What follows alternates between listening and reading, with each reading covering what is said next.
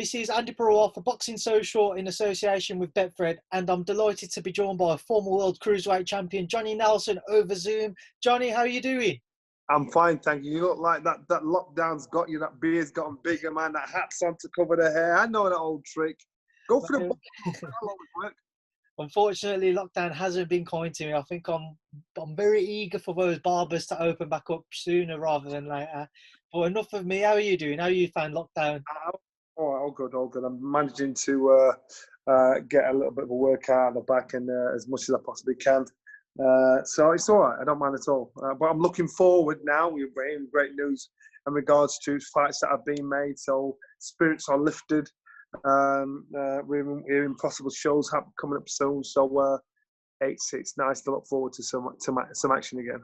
You've been involved in boxing, obviously, your entire life. What's this kind of period been like? There's nothing I can imagine you can compare it to. Not at all. I think this is about fighters being professional, and they've basically got to make sure they keep their head in the game.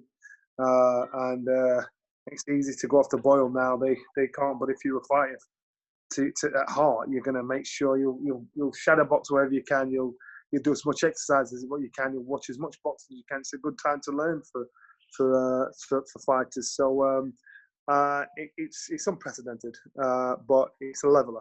So 98% of fighters will all have the same starting block, have the same chances, the same opportunities. Now it's about getting out and the same amount of time to train. Johnny, we know shows are slowly but surely starting to return. We saw some UFC events, and last night we saw Top Rank put a show on in the US.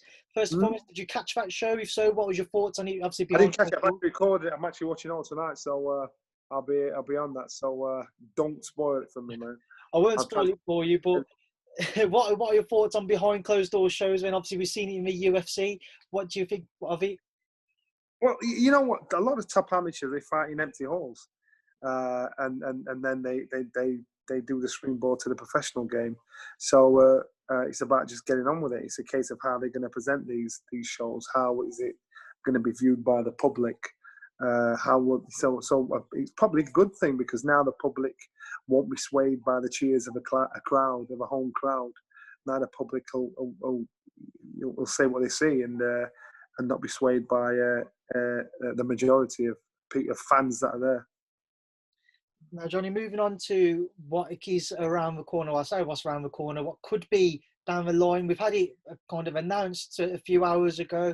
Anthony Joshua and Tyson Fury seem to have agreed a 2-fight deal in principle to face each other in 2021, with the financial side of that seeming to be agreed. What are your thoughts on it?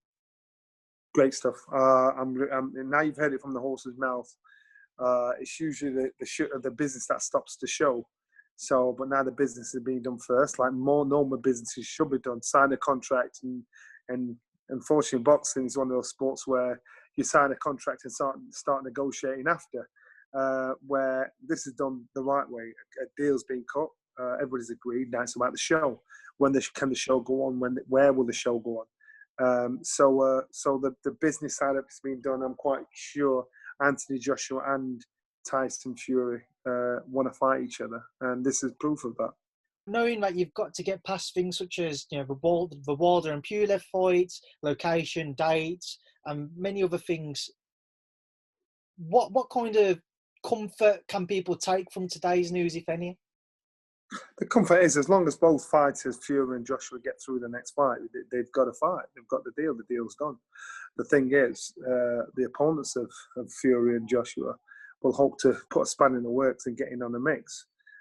So as long as they're true to form and they win as world champions should win, if you're the best in the world, then the fight's done. So you can get comfort in regards to knowing that all that side's done. They've just got to get through the next fight. So it's going to be an exciting ride, because whoever boxes first, be it Fury or Joshua, and that person wins, then the next step is who's fighting next, who's going to win, or will he win? And it's all on here now. You just don't know. So it's just wait to see. With it seeming to be agreed in principle, given the current situation, you got the coronavirus pandemic, and nobody really knows how the world will be financially once we move past all of this, and you've still got site fees to be agreed and what have you. Is it a surprise to you that they've been able to agree on certain splits? Well, I suppose it's. I mean, you know what? You've got different factions. You've got rival promoters having to work together, and TV companies having to work together. So, for this to be done, I think the last time we saw something like that was it Holyfield and Tyson. But it's great for the fans. Forget the business side of it. That's not our business. That's the promoter side. That's the TV company side. As a fan, as an ex-fighter, this is what we need to concentrate on. Let's not get into their business because that's their business. Our business is we want to see the fight. Our business is we finally got what we want. So let's not busy ourselves with who's getting what or where it's going to happen. Once we know it's going to happen, that's our business. That's our concern. We stay in our lane and let the businessmen do the arguing and crossing the T's and dotting the I's. We've just done our job. We know it's going to be, 2 fights from what they've announced. Do you feel like that's the only way a deal can be agreed, so that there would have been 2 fights? It wouldn't have just been like a one-off type thing? Well, they'd be foolish to not do that because prime example, Anthony Joshua and Ruiz. If Anthony Joshua hadn't done a rematch clause, and I'm quite sure it's very lucrative for Anthony Joshua, even though he was no longer champion in the rematch. Because remember, if these two fight and you think, oh my God, what a fight, I'm going to watch it again. So you make sure you cover your back. So it's standard procedure, standard behaviour. Obviously, one other thing that we have to consider is the mandatories. You've got Dillian Whyte who's waiting for his shot of the WBC. Mm-hmm. Alexander Usyk's waiting for WBO. Obviously, AJ's IBF mandatory. How do all of those guys kind of fit into all of that as well? They're going to wait, unfortunately. It's not fair. It's not fair, especially for Dillian Whyte. It's just not fair. And it's frustrating if you're their fans, if you're their followers. It's frustrating. It just ain't fair. And fair's fair. We won't be talking this. Fair's fair. You never know what can happen. I've just got to I've got a clear understanding. Is it one fight for Tyson Fury, one fight for Anthony Joshua, then the next fight against each other? Or are they talking sometime next year? Because if it's sometime next year, then maybe they could slip another one in. You don't know. But you see, the devil's in the detail. There's obviously a lot of talk as to where that fight will be. With it being 2 Brits, everybody would love for it to be somewhere in the UK. I'm sure you, as much as I would love to see that. But it seems to be a lot of talks around, China, Saudi Arabia, Bahrain's been coming up over these past few days. In your opinion, especially with a fight of that magnitude, do you think we will see it in one of those locations to secure it? Yeah, without a doubt, because there's a lot of money involved here. And it's obviously going to be life-changing and maybe career-changing for the loser. So money's being the issue here. Money's being the key. So the money's going to be generated somewhere. So as a fan, I understand this. You'd think these 2 guys are Brits, why they're fighting on UK soil. Unfortunately, I don't believe the money is here. And so that's why another host country that want to pay through the nose to get it, they're going to say, well, we can pay you what you want. So that's where the problem is. So that it's business. That's just how it is, and you've got to accept that. And yes, you could say, well, why do they want to get paid so much? You've got to think about the fans. Really? Yeah, they are thinking about the fans, but you're going to watch it. You complain, but you're going to watch it. And so it's just that little hiccup you've got to deal with. Provided it all goes ahead and both are successful in their bouts in the coming months and before they were to meet, how big of a fight is it, in your opinion, in the history of the sport?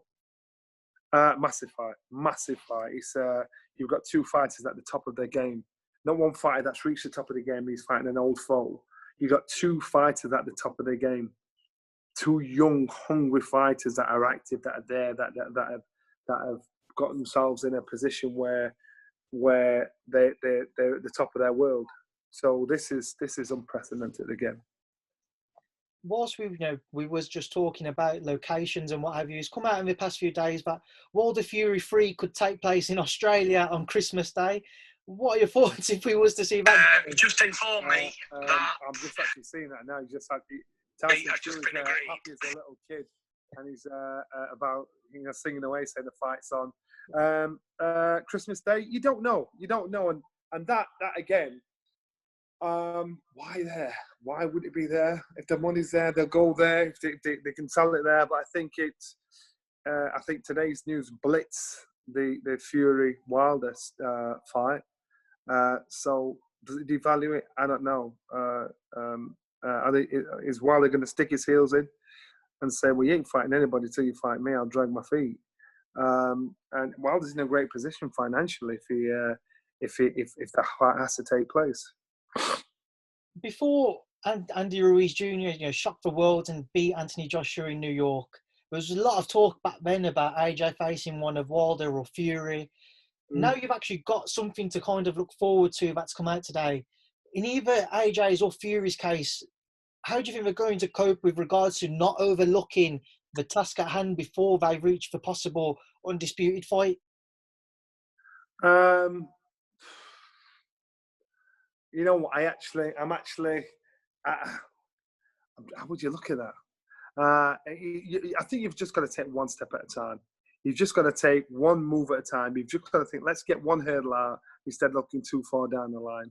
I think that's the most important thing. And I think in doing that, we just won't get giddy. If we can fill the world with assumptions of what could happen, what should happen. Let's take one foot at a time and deal with it.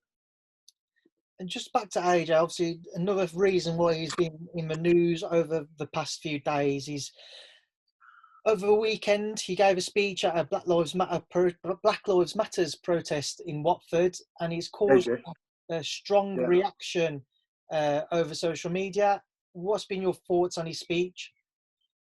I think his speech, come on, people are, again, you can take a little chunk at something. Why is nobody talking about what he said for 2 or 3 minutes before that line and 2 or 3 minutes after that line?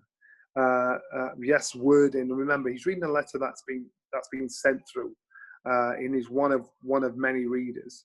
Yes, people are going to say, well, he should have been more experienced and he shouldn't have said that, and they're attributing it to him. Now they're misrepresenting and saying he's racist because he said his line. Why are people ignoring the positives? It's human nature. You'll say 10 good things and you say one bad thing, and that's all they focus on. This man was crying for people to stop looting, do the right thing, invest in your community. Yes, the wording might have been wrong. The wording might have been naive, even reading that. But I just don't get it. I don't get why people would ignore so many positives. And if you know Anthony Joshua, if you've met Anthony Joshua, if you look at his team, you look at his major sponsors, if you're foolish enough to think this man's a racist, it's just it's absurd. But honestly, I just think he made a bad mistake in regards to saying what he said. I think it was misconstrued. I think if that's the right word, or naive of him to just read it off and think you will need to change that. You need to change this. But people are just jumping on and bang. I think it takes for Anthony Joshua to sit down and say, listen. And let me tell you this: if he really believed that, no matter what he said or done, because that's a bold statement, a bold accusation. No matter what he said or done, he's going to stick to that. That's what he believes. So he's not. And he hasn't said it. Yeah, this is what I mean. That's exactly what I mean. He's come out and said, no, I didn't mean that, because you don't accidentally say that. You don't accidentally, and then you read it off. You understand? So he's thinking. So then when it's come out and as it's fallen out, people think, oh, is that what you're saying? You say, no, I'm not saying that. If he meant that, I'm quite sure Anthony Joshua's the kind of guy that will stick to his word and say, yeah, that's what I meant. But he didn't. And I just think it's a bit of a PR disaster, but it can be rectified. Moving away from that one, Johnny, as well, just a few fights I want to get your thoughts on before I do leave you to enjoy the rest of your evening. Dillian Whyte, we mentioned him earlier. There's talk about a cross-sport clash between him and Francis Ngannou of the UFC. Something you'd be interested in, Johnny? It's always intriguing. I know Dexter's always talking about doing the same thing. It's intriguing. I think guys should stay in the lane, but of course, Dillian Whyte's already been down that lane, so I'm quite sure he'll be very competitive in it. To me, I think that looks more brutal than boxing. If you stay on your feet, you'll do well, but once they take you to the ground, it's done. So I I wouldn't encourage it, but if these guys want to do it, well, that's what they want to do. What do you think it is that's kind of prompted fighters to kind of challenge They themselves want to to fight. move over? Frustration, and they just want to fight. That's what it is. Frustration, and just want to fight. And that's what the problem is. Man, a couple more quick fights to get your thoughts on. A lot of talk at the minute about a potential Ted Cheeseman and Sam Egginton fight. Many will know that they like to just go and scrap for as long as they can. What are your thoughts if you was to see that Eddie Hearn's fight camp shows? You know what? I think there's a few domestic fights I'm really looking forward to, and they're one of them. People are forgetting the guys on the undercard. People are forgetting these good domestic tear-ups and ruckuses that can happen. I'm looking forward to them. You know, if we just wait for the big fights, we're gonna miss. We're gonna miss the trees for seeing the woods. You know what I mean? Or vice versa. You're gonna think, right, let's look at what's coming through on the undercard. So I am looking forward to these. Final thing, Johnny, as well. Ryder Fielding too. Rocky Fielding calling John Ryder out the other day. John said he'd be happy to face him. Your thoughts if those two were to meet 3 years on from their first bout? Well, I think Ryder was unfortunate when he boxed Smith. I think, and it's given him a hell of a lot of confidence because I believe he beat Smith. So I think going against Fielding, I think it's a job done. You can get the job done. So I'm quite sure. Again, it'd be interesting to see. Johnny, it's been a pleasure to catch up with you. I will leave you to enjoy the rest of your evening. But before you go, what would you like to say to everyone who tunes in to watch our interview? You know what? Stay safe. Use your mind. Open your mind. Open your eyes, and don't be swayed by what the masses are saying. You know, use common sense, and especially in regards to this Anthony Joshua situation, you've got to be smart about how you're thinking, how you're seeing this. Johnny, it's been a pleasure to catch up with you. Stay safe yourself. Hope you and your family are well. And I'll speak to you soon. Thank you for speaking to Boxing Social.